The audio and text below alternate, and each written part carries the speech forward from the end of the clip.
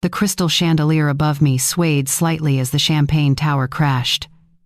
300 guests at the Waterford Hotel in Boston turned to stare.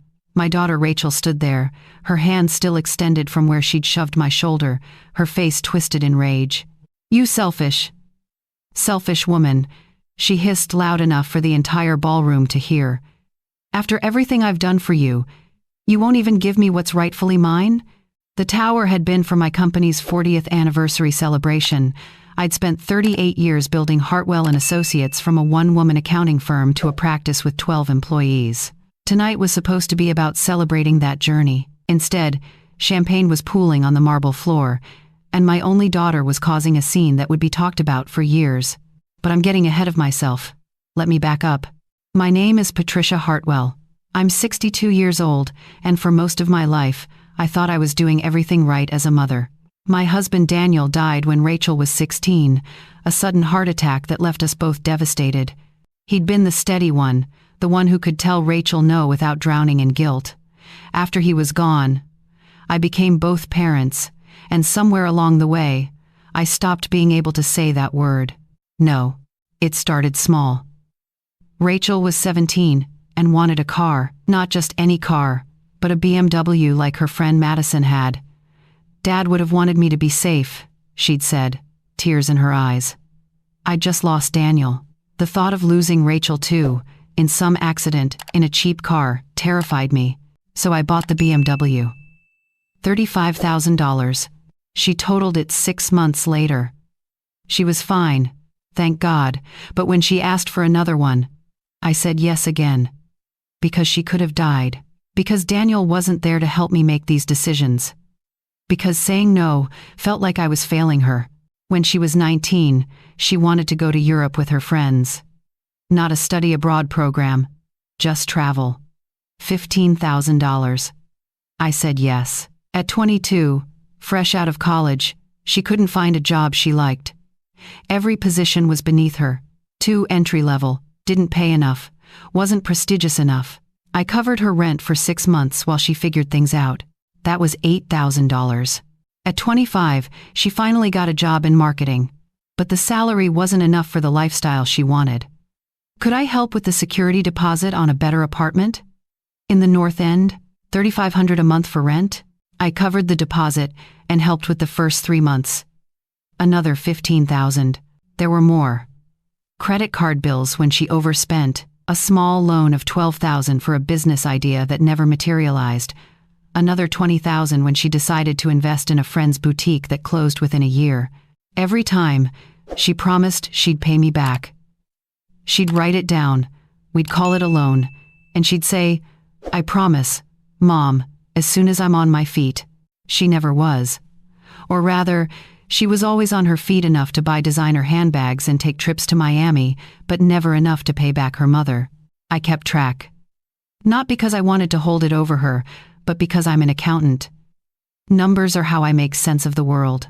Over 14 years, I'd given Rachel $238,000, almost $250,000. But I never said anything, because every time I thought about bringing it up, I'd remember Daniel's funeral, Rachel sobbing on my shoulder, and I'd think, she's all I have left. What if I push her away? What if I lose her too? The anniversary party was supposed to be a good night. I'd invited clients, employees, friends. The Waterford ballroom was beautiful, all cream and gold, with those massive chandeliers and floor-to-ceiling windows overlooking the harbor. I'd worn my navy dress, the one Daniel always said made me look distinguished. Rachel had arrived late, which wasn't unusual. What was unusual was that she'd brought her boyfriend, Tyler. I'd met him once before, briefly. He worked in real estate, or crypto, or something. He had that polished look of someone who spent a lot of time at the gym and in front of mirrors. They found me during the cocktail hour. I was talking with Margaret Chen, one of my oldest clients and a superior court judge. We were laughing about something when Rachel appeared at my elbow. "Mom, we need to talk." "Honey, I'm in the middle of the party. Can it wait?" "No." Her voice had an edge to it. "It can't." I excused myself from Margaret and followed Rachel to a quieter corner near the windows. Tyler trailed behind us, looking uncomfortable. "What's wrong?" Rachel's expression shifted, softening. Mom, I'm sorry to do this now, but Tyler and I have an opportunity. An incredible opportunity. Here we go, I thought. But I kept my face neutral. What kind of opportunity? There's a property. In Beacon Hill. A brownstone that's been in an estate, hasn't hit the market yet. Tyler has an inside connection. She grabbed my hands, her eyes bright. Mom, it's perfect. We could live on the top floors and rent out the bottom. It would be an investment. A real investment. Not like before. This is different. How much? $750,000. I actually felt dizzy. Rachel, we'd only need $550 from you. Tyler's parents are putting in $200,000. Mom, this is it. This is my chance to finally build something real, to have the kind of life Dad would have wanted for me. There it was. The mention of Daniel. She always knew exactly where to press. Rachel, I don't have that kind of money just sitting around. But you do. Her voice went sharp. You're selling the business. I stared at her. How do you know about that? I saw the paperwork on your desk last month. Mom, you're getting $800,000 for the business. You don't need all of it. You have the house paid off. You have your pension. You'll be fine. That money is my retirement, Rachel. You're 62. You'll have Social Security in a few years. You don't need $800,000 to live on. She was getting louder. A few people nearby glanced over. I'm 30 years old and I have nothing. You've had your whole life to build something. Now it's my turn. Rachel, I've given you over $200,000 over the years. Loans. Those were loans. And I'm going to pay you back. I told you. But this is different. This is an investment in my future. In your future, too. We'd let you live in the brownstone if you ever needed to. If I ever needed to. In the home I'd be buying for her. The answer is no. Her face changed completely. The pleading daughter vanished, replaced by something cold and hard. Are you serious right now? Rachel, $550,000 is. You're really gonna do this? After I came here tonight to support you? After I've been nothing but grateful for everything you've done? Grateful. She'd never once said thank you for any of it. I'm sorry, but no. Fine. She turned to Tyler. Let's go. Rachel, wait. She spun back around, and her voice rang out across the ballroom. You know what? Everyone here should know what kind of person you really are. The room started to quiet. People were watching now. Rachel, please don't. My mother, she announced to the 300 guests, is worth over $1 million. She's selling her business for $800,000. She has a house worth $400,000. And you know what she spends her money on? Herself. While I've been struggling, working 60-hour weeks, barely making rent, she's been hoarding her money like some kind of dragon. I felt frozen. Margaret was staring. My employees were staring. Everyone was staring. Rachel, that's not fair. I asked her for help. One time. One real time. An investment that would change my life. And she said no.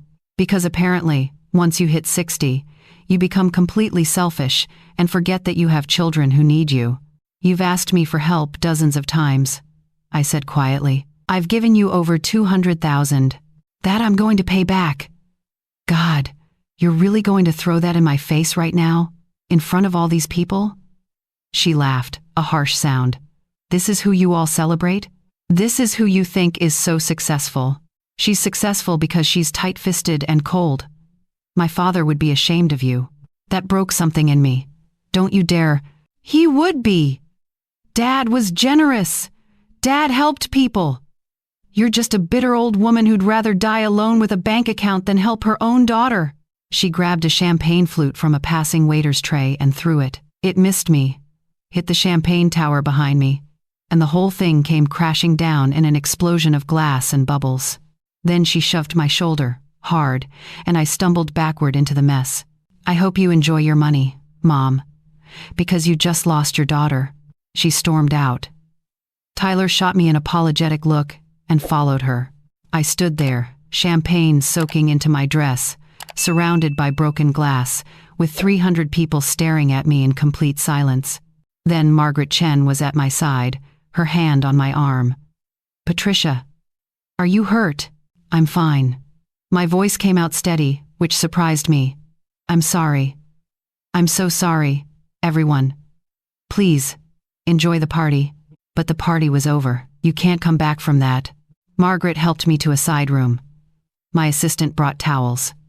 I cleaned up as best I could while Margaret stood guard at the door. "How much have you given her?" Margaret asked quietly.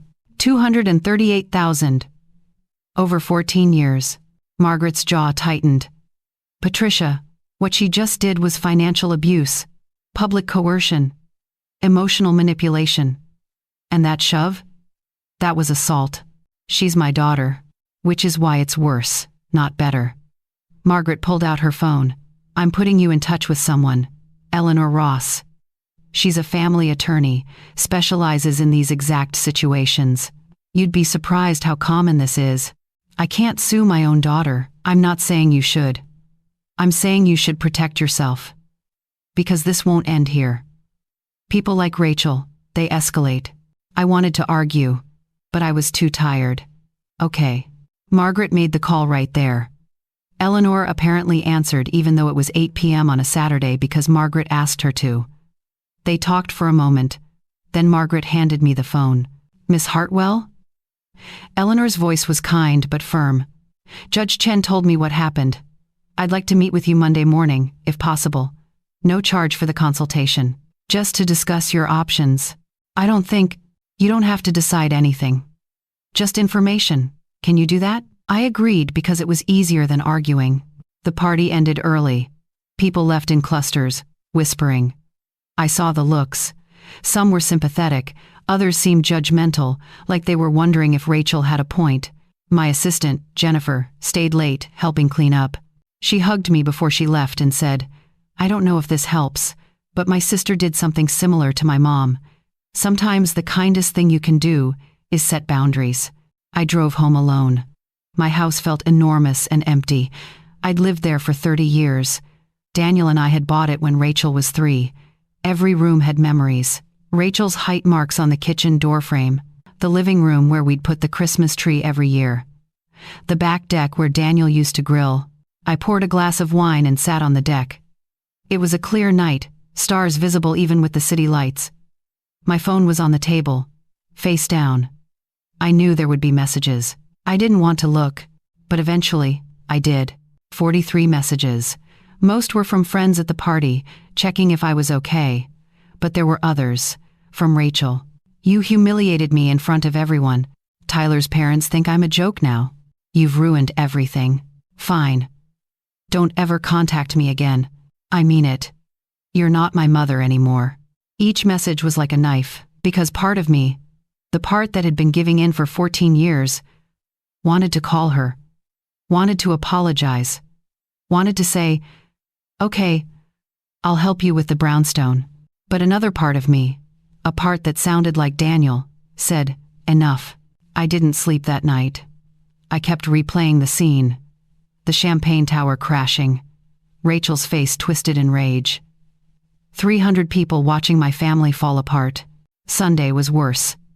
I didn't go to church, didn't answer calls, just sat in my house and thought about all the times I'd said yes when I should have said no. Monday morning, I met with Eleanor Ross. Her office was in downtown Crossing, elegant but understated. Eleanor herself was probably in her 50s, with short silver hair and sharp eyes. She offered me tea, which I accepted. "Tell me everything," she said. "Start wherever you want." So I did.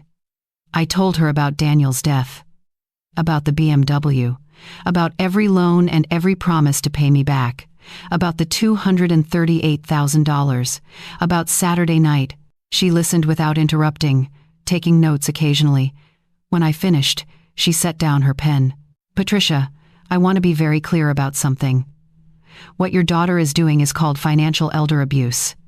It's a specific form of abuse that often happens within families. Adult children who view their parents as ATM machines rather than people. She doesn't abuse me. She just needs help. She threw something at you and shoved you. In front of 300 witnesses. That's assault. She was upset. She was trying to coerce you into giving her over $500,000 by publicly humiliating you. Eleanor leaned forward. Patricia, I see this constantly. Adult children who've been enabled their whole lives and have learned that tantrums work. The problem is, the tantrums escalate. Right now, it's yelling and shoving. What happens when you still say no? I felt cold. What do you mean? I mean, have you considered what she might do next? She knows you're selling the business. She knows you have assets. If she's desperate enough, she might try to claim you're incompetent, that you need a guardian. She might try to establish financial control over you. She wouldn't. Maybe not. But I've seen it happen, and the fact that she's already escalated to physical violence in public suggests she's not thinking rationally about boundaries. So what do I do? Eleanor pulled out a folder. First, we document everything. Every text message, every request for money, every interaction. Second, we consider a restraining order, at least temporarily, to establish legal boundaries. Third, we make sure your finances are protected. Do you have your estate planning done? I have a will. Does Rachel know what's in it? She's the primary beneficiary. Eleanor's expression didn't change, but I could feel her disappointment. We might want to revisit that. Not necessarily to disinherit her, but to set up protections, a trust with conditions, something that ensures you're taken care of first. Over the next hour, Eleanor outlined a plan. It felt overwhelming. Legal documents and restraining orders and estate planning. This was my daughter we were talking about, my little girl, but then I remembered her face when she shoved me. That wasn't my little girl. That was a stranger who felt entitled to my life savings. Okay, I said, let's do it. We started with documentation. I forwarded Eleanor every text message from Rachel demanding money, every email, every promise to pay me back. The evidence was damning. Then, on Tuesday, things escalated. I got a call from my bank. Rachel had tried to access my account. She'd gone in person, claimed she was worried about me after my episode at the party, said she needed to check on my finances to make sure I was handling my money properly. The bank had refused, but they flagged it for me. My hands shook as I called Eleanor. That's exactly what I was worried about, Eleanor said. File for the restraining order today. I'll have the paperwork ready in an hour. I picked up the order that afternoon. It felt surreal, reading my daughter's name on a legal document, ordering her to stay away from me. But Eleanor was right. This had to stop. The hearing was scheduled for the following Monday. Rachel would be notified and given a chance to respond. She responded, all right. That Friday, she showed up at my house. I was in the kitchen when I heard pounding on the front door. I looked through the peephole and saw her, face red, clearly furious. Open this door right now! Rachel, I can't. You called the police on me. The police came to my apartment. Do you have any idea how humiliating that was? I filed for a restraining order because I tried to check on your bank account. I was worried about you. You've been acting crazy.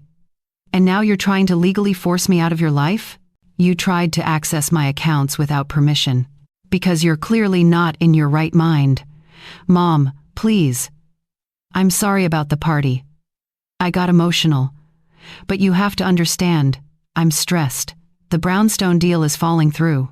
Tyler's parents are backing out because of what you did. My entire future is collapsing and you're making it worse. I kept the door closed. Rachel, you need to leave. The restraining order isn't in effect yet. Let me in. We need to talk about this. I'm calling my lawyer. Your lawyer? Jesus Christ. Mom, what happened to you? When did you become this person? I pulled out my phone. Rachel saw it through the side window. Fine, call whoever you want. But you should know, I'm not going down without a fight. If you want to drag this through court, I'll tell everyone the truth. I'll tell them how you neglected me after Dad died. How you were always too busy with your precious business to actually be a mother. How I had to raise myself. That's not true, isn't it? You think throwing money at me was the same as being there? I needed a mother, not a checkbook. There was enough truth in that to hurt. After Daniel died, I had thrown myself into work. It was easier than dealing with grief. And Rachel had been a teenager, moody and distant, and I'd told myself she needed space. Maybe I'd given her too much space. Maybe I'd used money to fill the gaps where I should have been present. But that didn't justify this. "I'm sorry if I failed you," I said through the door. "But that doesn't give you the right to assault me or try to steal from me." "Steal? It's your money. You're my mother. That's what mothers do, they help their children. I've been helping you for 14 years, Rachel. It's time for you to help yourself."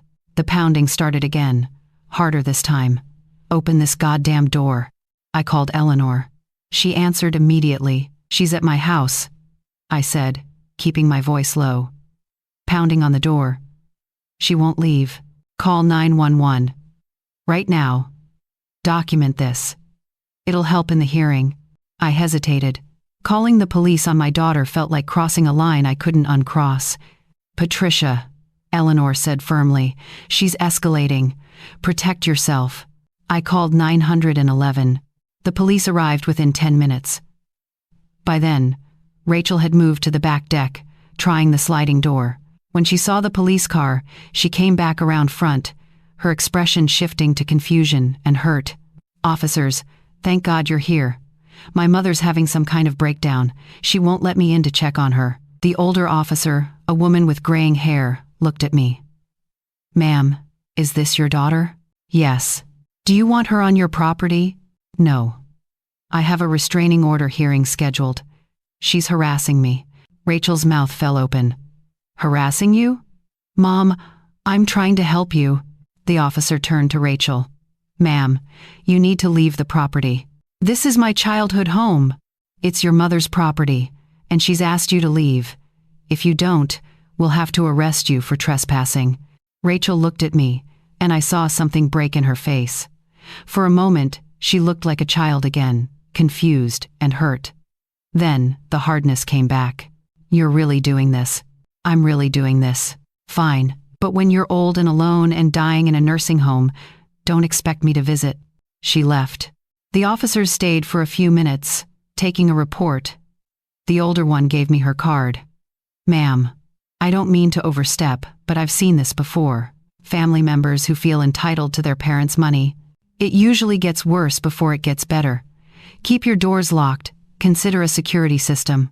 After they left, I sat in my living room and cried. Not because I regretted calling them, but because this was real now. This was really happening.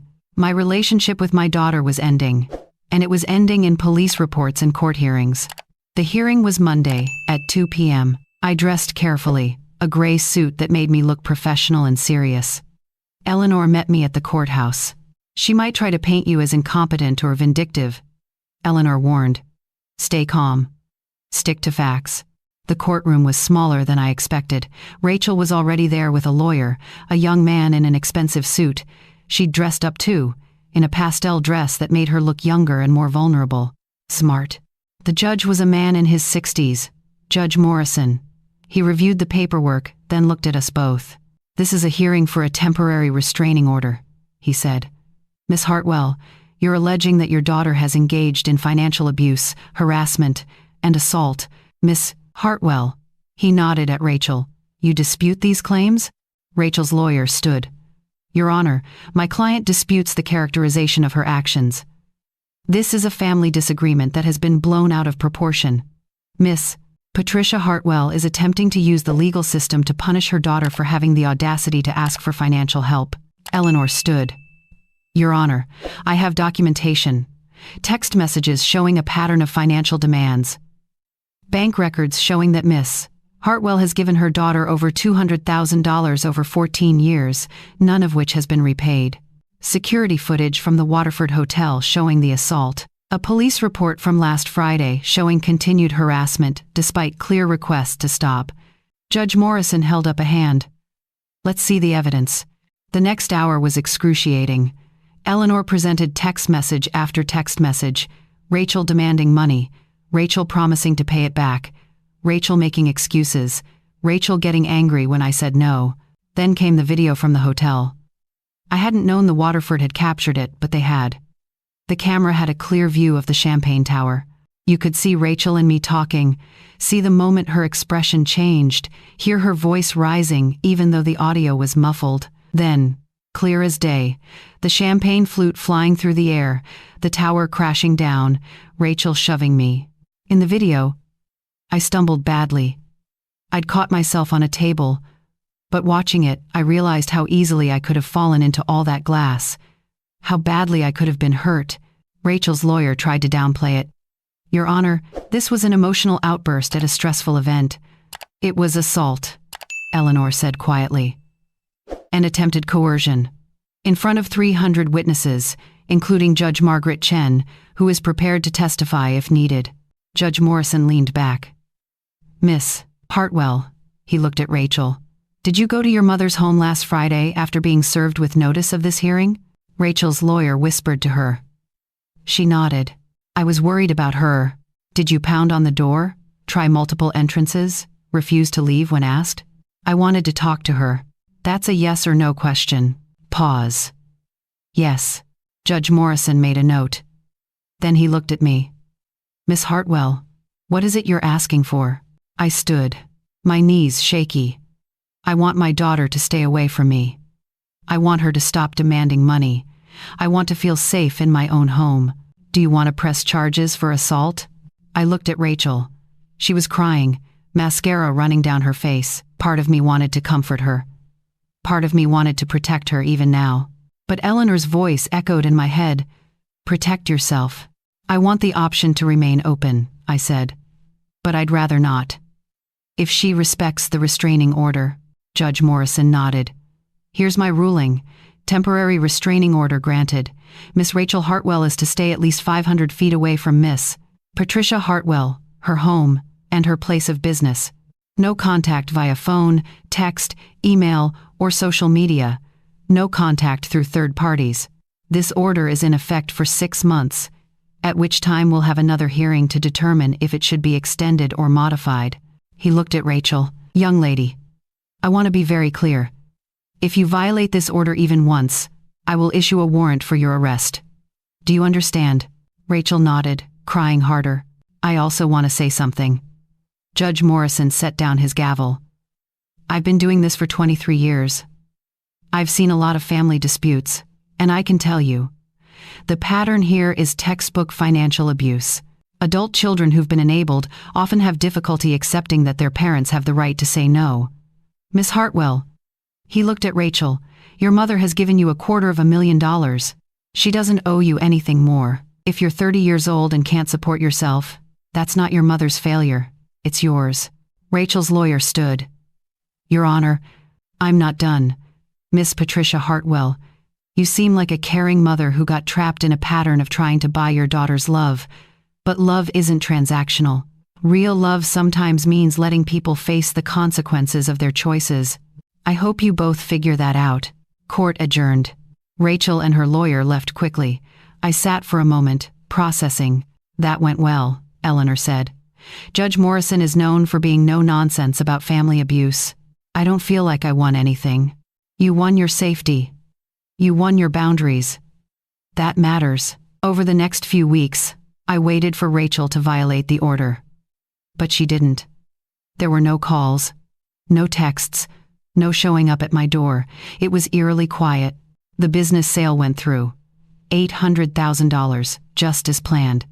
I put most of it in retirement accounts, set up a trust, like Eleanor suggested, and kept enough liquid to live comfortably. I also did something I'd been putting off for years. I started therapy. Dr. Williams was a woman in her 50s who specialized in family dynamics. In our first session, she asked me to tell her about Daniel. He died 16 years ago, I said. I don't think that's relevant. Humor me. So, I told her about how Daniel had been the love of my life, about how we'd built everything together, about how when he died, I felt like I'd lost my compass. And how did Rachel react to his death? She was devastated. She adored her father. And you became both parents. I tried. Did you let yourself grieve? I stared at her. What? Did you give yourself permission to grieve Daniel? Or did you immediately go into survival mode, trying to hold everything together for Rachel? I thought about the year after Daniel died. I'd gone back to work after 2 weeks, had thrown myself into the business, had dealt with Rachel's grief by buying her things, by saying yes to everything, by trying to make up for Daniel being gone. I didn't have time to grieve, and Rachel learned that the way to deal with loss was to demand things, to fill the hole with material goods. Because that's what you were doing too. It hit me like a truck. I taught her this. You taught her a coping mechanism. It worked when she was 16 and grieving. It doesn't work now that she's 30 and entitled. But the pattern was set. Over the following sessions, Dr. Williams helped me see how much I'd been trying to keep Daniel alive through Rachel. Every time I said yes to her, I was saying yes to the ghost of my husband who wasn't there to co-parent anymore. I was trying to be both of us, trying to make sure Rachel never felt the loss I felt. But in doing so, I'd created something worse. I'd created a daughter who thought love was measured in dollars. 3 months after the restraining order, I got a letter. Not from Rachel, but from Tyler. Miss Hartwell, it read. I wanted you to know that Rachel and I broke up. After what happened, my parents did some investigating into the brownstone deal. It turned out there was no inside connection. The property was overpriced and Rachel had no real plan for how to manage it. She was desperate to prove something to my family, and when she couldn't, she blamed you. I know I'm not supposed to be contacting you per the court order, but I'm not doing this on her behalf. I just thought you should know. Rachel's in therapy now. Her therapist suggested she might have some unresolved issues from your husband's death. I don't know if that helps or not, but I wanted you to know that at least she's trying. Tyler. I read it 3 times. Then I filed it with Eleanor, because technically it was a violation of the no contact through third parties rule. But Eleanor said not to worry about it unless there were further violations. Rachel was in therapy. That was something. 6 months after the restraining order, we had the follow-up hearing. Rachel appeared without a lawyer this time. She looked different, smaller somehow, less polished. Judge Morrison reviewed the file. Has there been any contact? Eleanor shook her head. One letter through a third party, which we documented but chose not to pursue. Miss Rachel Hartwell. How are you doing? Rachel stood. Better, Your Honor. I'm in therapy twice a week. I've been working on understanding why I did what I did. I'm not going to stand here and make excuses.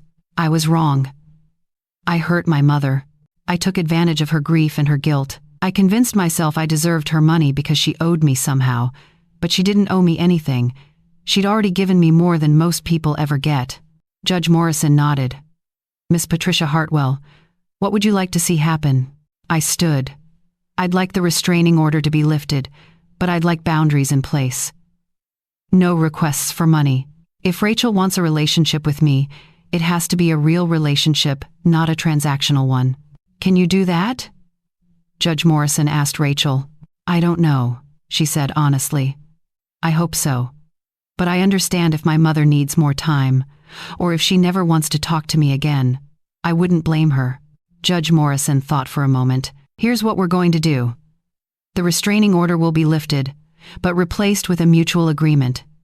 Miss Patricia Hartwell, you're not obligated to have any relationship with your daughter, but if you choose to, she's agreed to the following terms.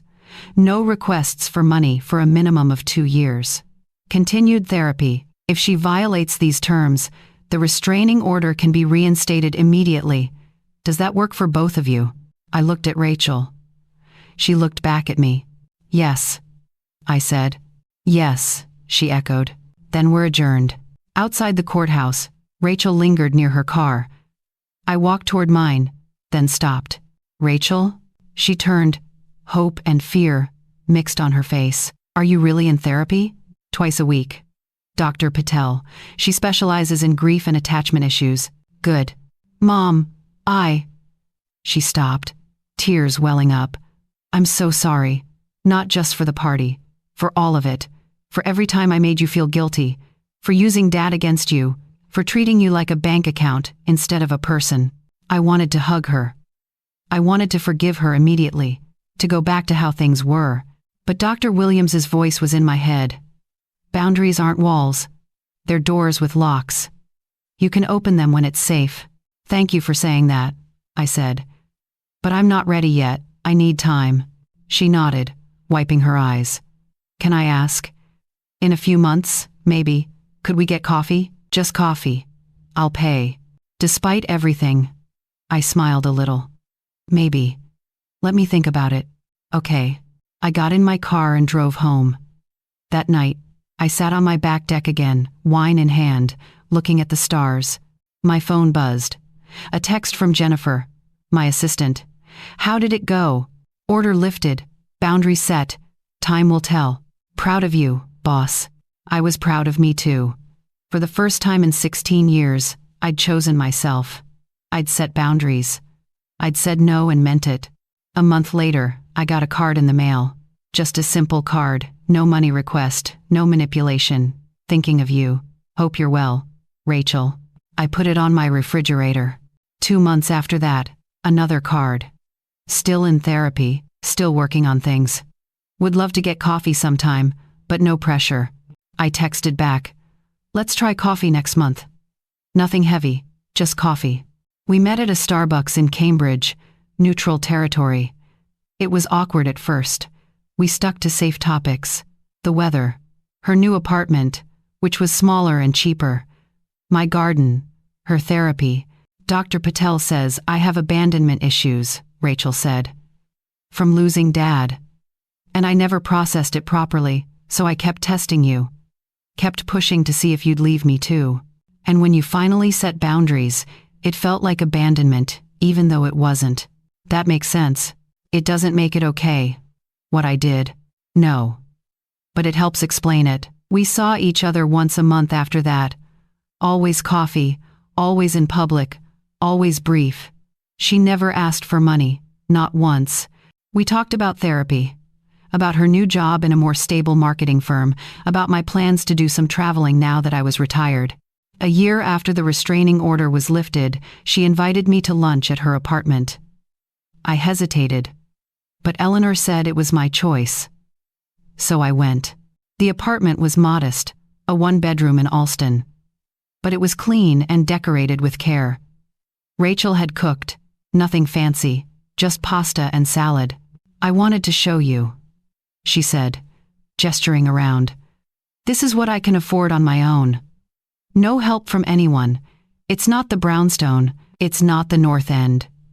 But it's mine. I'm proud of you. We ate. We talked. It felt almost normal, though there was still a distance between us that might always be there. As I was leaving, Rachel stopped me at the door. Mom, I know I can't ask for money. And I'm not. But I wanted you to know, I got a promotion. It comes with a raise. And I'm starting to pay off some old debts, including the ones to you. Rachel, you don't have to. I do. Not all at once. But I want to. I need to. Dr. Patel says it's part of making amends. She handed me an envelope. Inside was a check for $500. It's not much compared to what you gave me, but it's what I can afford right now. I'm going to send you $500 a month until I've paid back at least some of it. I looked at the check. $500. Out of $238,000, it was nothing. But it was everything. Thank you, I said. That was 2 years ago. Rachel has kept her word. $500 every month, sometimes a bit more. She's up to $12,000 now. At this rate, it'll take her years to pay it all back, but that's not the point. The point is, she's trying. We have coffee every other week. Sometimes lunch. She came to Thanksgiving last year, the first holiday we've spent together since the restraining order. It's not perfect. We're not perfect. There's still hurt, still distance. Sometimes I look at her and remember the champagne tower crashing, remember her pushing me, and I feel the anger rise up. But then I remember that she's trying, that she's growing, that she's becoming the person her father would have been proud of. And slowly, very slowly, I'm learning to be proud of her too. More importantly, I'm learning to be proud of myself. For setting boundaries. For choosing my own safety and security. For learning that love doesn't mean sacrifice every single time. I'm 64 now. I have my retirement accounts, my house, my garden. I travel a bit. I volunteer. I have friends. And I have a daughter who finally understands that I'm not a bank account. I'm a person. And that makes all the difference.